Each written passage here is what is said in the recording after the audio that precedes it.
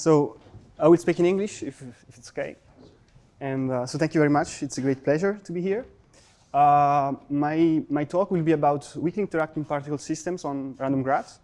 So let's say that there are two parts. The first part is about weakly interacting particle systems, and the second part is about like a perspective under which we can see these systems, under which we can study this system. So let's begin with some definitions. So I will make this thing simple, which means that let's stick to one dimension. So let's take R, let's fix an horizon time t, and a big N, which is going to be the number of particles of our system. So the system I'm going to take are a system of interacting particles defined by stochastic differential equations.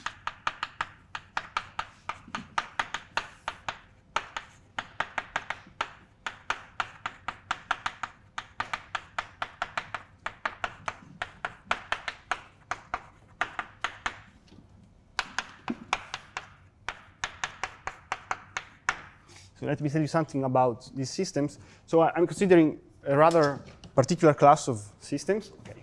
So there is a critical value of maybe like this. Okay.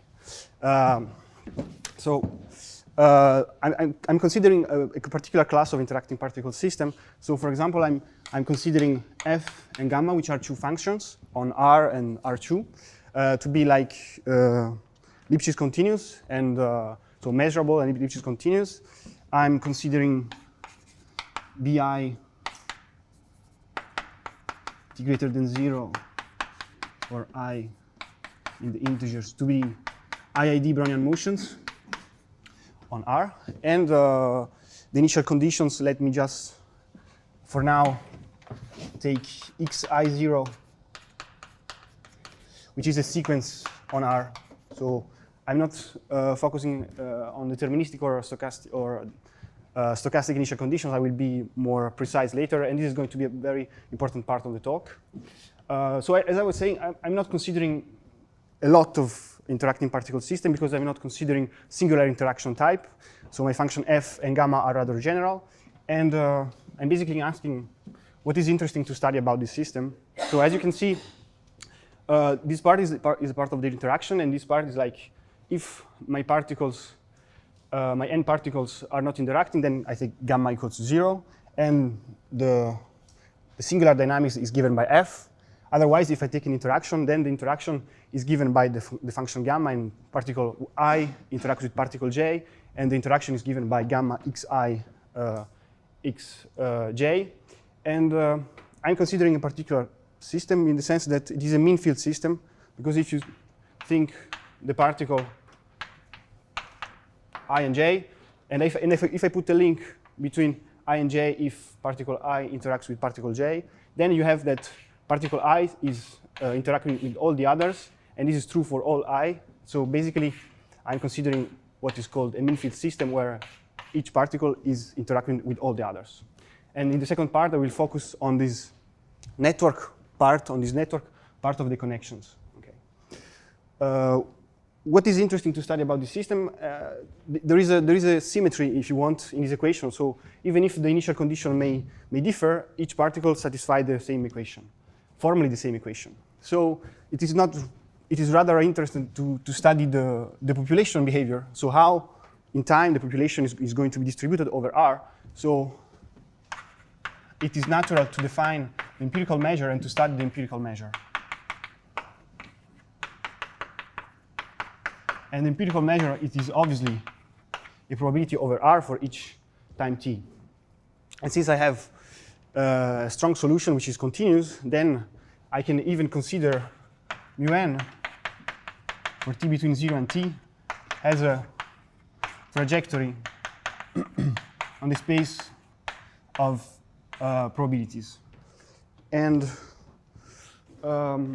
so I'm not going to give you a lot of details, but obviously, so R is a Polish space, so you can make P of R a Polish space with, for example, Wasserstein distance or bounded Lipschitz distance. And the same here, if you take the supremum norm in Chi0, everything is fine, and you can define large deviation, like, et cetera, et cetera.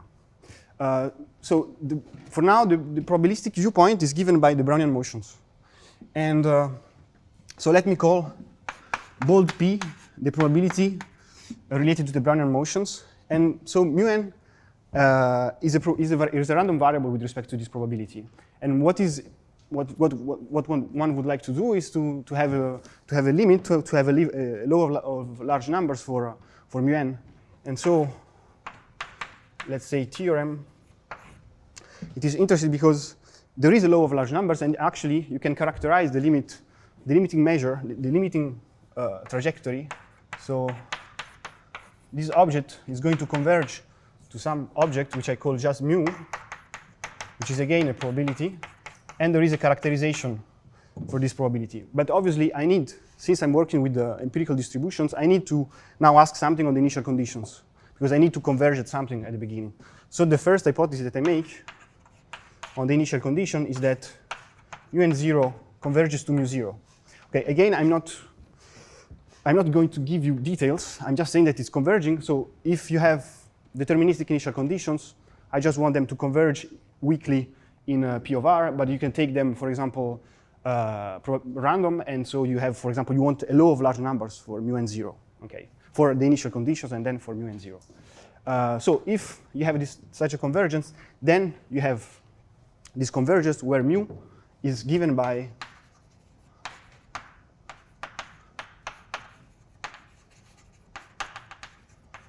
it is basically a solution of a partial differential equation, PDE, which is known in the literature as McKinney-Vlasov equation or Fokker-Planck equation. And it is not really important to know everything, but for compactness, so fx.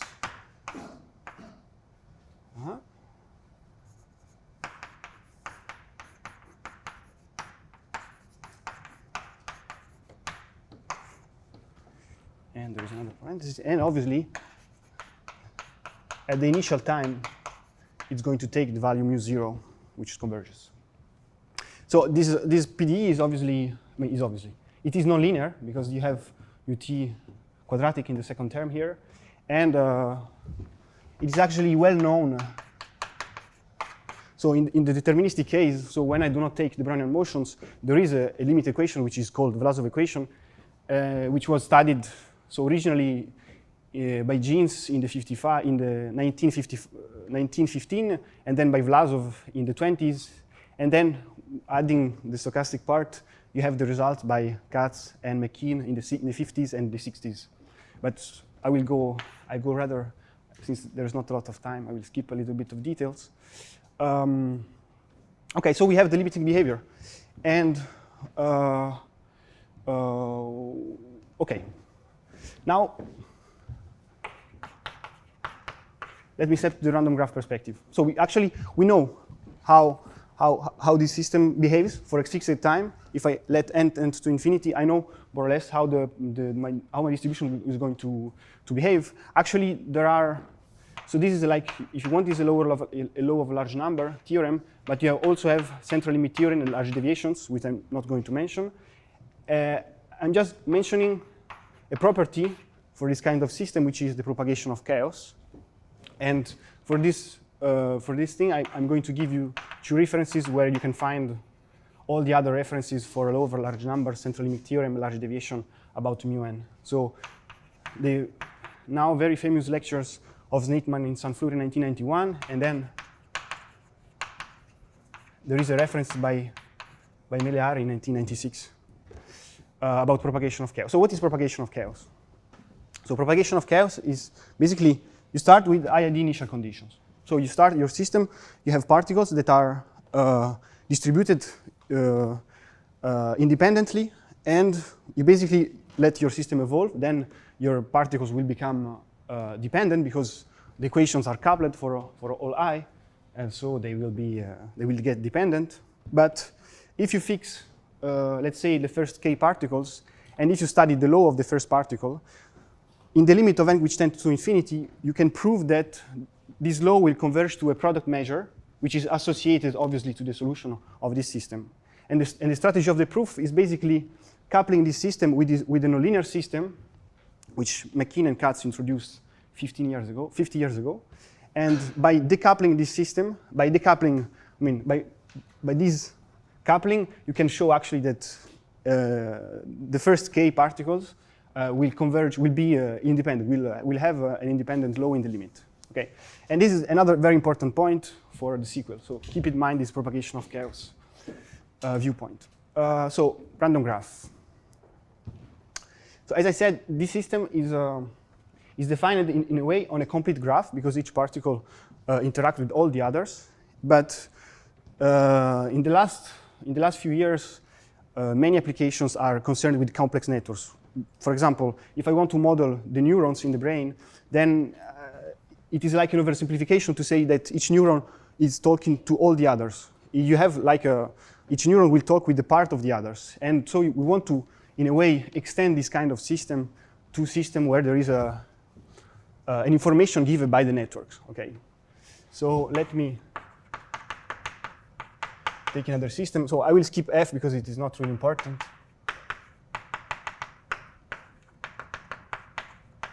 And let me define this new system, which is basically the same, but I put a psi ij here and pn. So psi ij, which depends on n. So these psi in variables are variables in 0, 1, and pn is a sequence in 0, 1. Okay.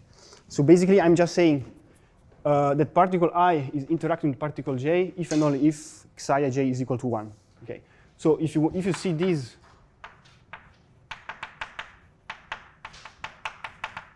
as a matrix of 0 and 1, you have the adjacent symmetric of a matrix where you have your particle here,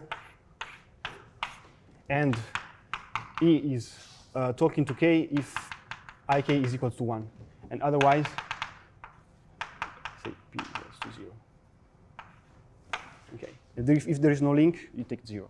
And since you want to compare this system with this system, you basically have to renormalize the interaction. Because obviously the interaction here is of order 1. So since you're taking less connections, you want this connection, you want the interaction term to be of order 1. Otherwise, there is no mathematical meaning. I mean, it is useless to study it. So the answer, the question I was asked during the first year of my PhD, and that I'm asking to myself every day is, like, what are the conditions on psi and pn? So if I take the matrix, so what are the conditions of this on this sequence in order to have the same behavior of this system? So, or if you want, what are the conditions on psi and pn in order to have law of large numbers? Okay. Obviously, this question is rather general because I have many degrees of freedom in a way. So one degree of freedom is obviously the time. So I'm fixing the time and I'm studying for finite times. This is a very restrictive hypothesis as seen in the talk of Sylvie Méliard. But so let's stick to finite time. And then the second degree of freedom is obviously given by the initial conditions. And now I'm giving you the why this is true. So in my opinion, you have more or less 3 big choices that you can make for the initial conditions. So the first choice, you can take IID initial conditions and independent of the graph. Okay. The second choice is that you can just require mu and 0 to converge to mu 0, but you still take them independent on the sequence of graph, which basically means that you choose the initial conditions and then you take the graph. You do not take the graph and then put the initial conditions as you want. Okay? And then the last, obviously, is just you require just mu and 0 to mu 0, and you can choose the initial condition as you want. So in this case, there are 2 results in 2 years ago, which are by Delattre, Giacomini, and Lusson, and the other one is by Badimi, Budiraya, and Wu. And they basically proved that for IID initial condition in finite times, you have these conditions if you have two hypotheses. So the first one is that this one is of order 1. And the second one is that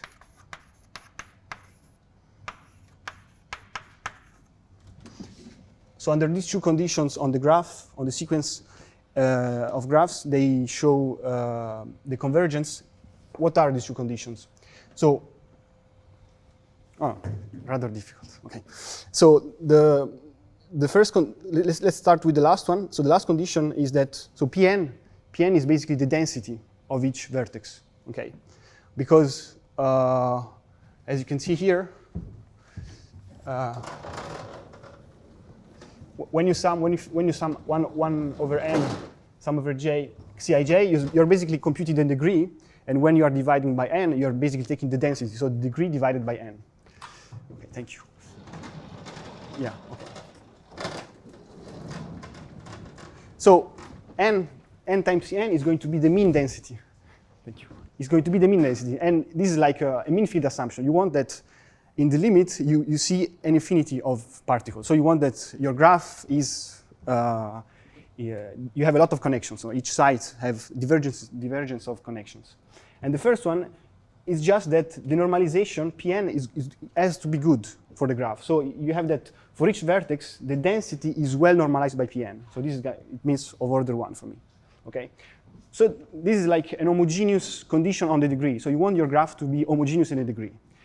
And under this assumption, you have the law of large numbers. Now, let me take 2 minutes for telling you that this is a very, in a way, useless result. So if you take a graph, you take n over 2 particles and you connect them all together, and you take n over 2 particles and you connect them all together, and then you put all the particles together. So you basically have a graph which is disconnected, where you have 2 connected components, okay, but which satisfy this hypothesis. Because if I take a vertex here, you will have n over 2 minus 1 connections.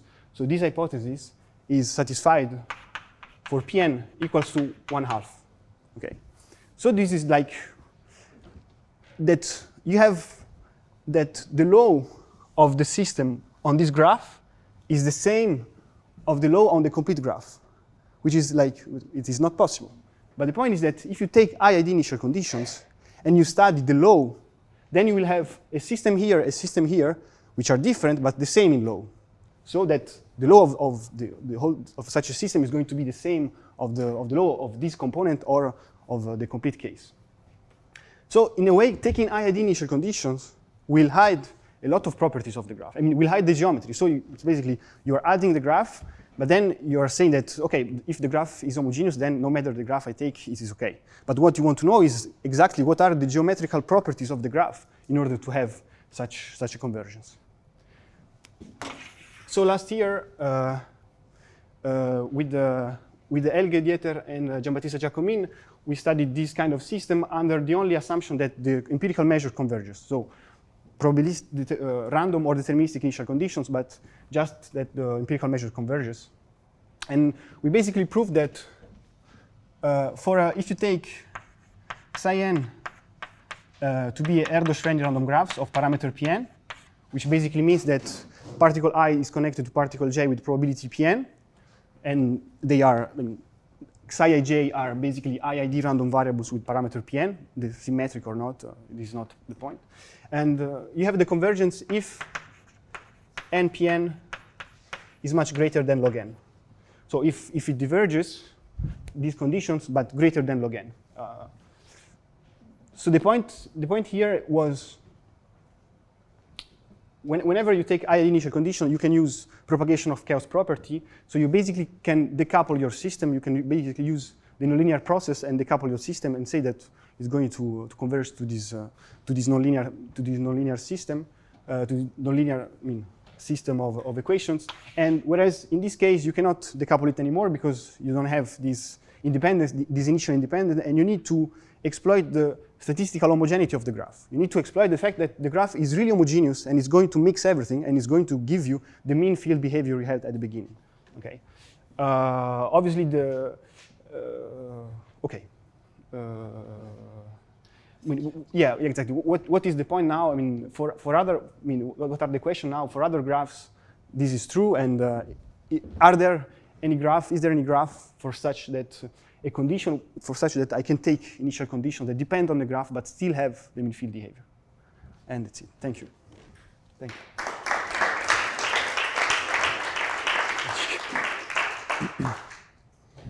Thank you very much. Fabio, are there any questions? What is the equation of mu in this case? Does it depend on omega? The equation of the limiting measure? So the limiting equation for this system, right? Yes, but if you have, yes, it's the same. It is the same because actually we normalize by Pn. Not depend on this. So On this omega is like of order 1, and it's not going to depend. I mean, okay, if you want the real property is a little bit stronger. I mean, it tends to 1 here, and then you have the same. But otherwise, you just change the coefficient with the alpha. Yeah. You can define, for example, graphon, the system on a graphon. So it's a little bit more general graph. I mean, it's more general definition of graph, and then you will have a different equation here with the spatial structure. But the point is that you don't know how to solve it. Then you don't know the limiting equation. So, and there are. Any other questions? Is there anything done on the sparse case? So, n times Pn converges to constant. So yeah, this is the other point. So there are people who think that the behavior is going to be the same. So you're going to have the mean field behavior even if your graph is sparse. And this is like the Ising. Though, if you think about the locally tree-like Ising model, I mean Ising model on locally tree-like things, then you have the exponents are the same of the mean field. So there is they are right in a way, and there is a result which was out this January by Oliveira, Rice, and Stollerman, which says that they actually say that they have found a limiting behavior when the graph is locally converging to something sparse, but there is no study of the limit thing. So they basically write down an equation, which is an infinite equation on a graph on an infinite tree, but you don't know if it's going. I mean, up to now, that's it. Okay, so let's thank Fabio again.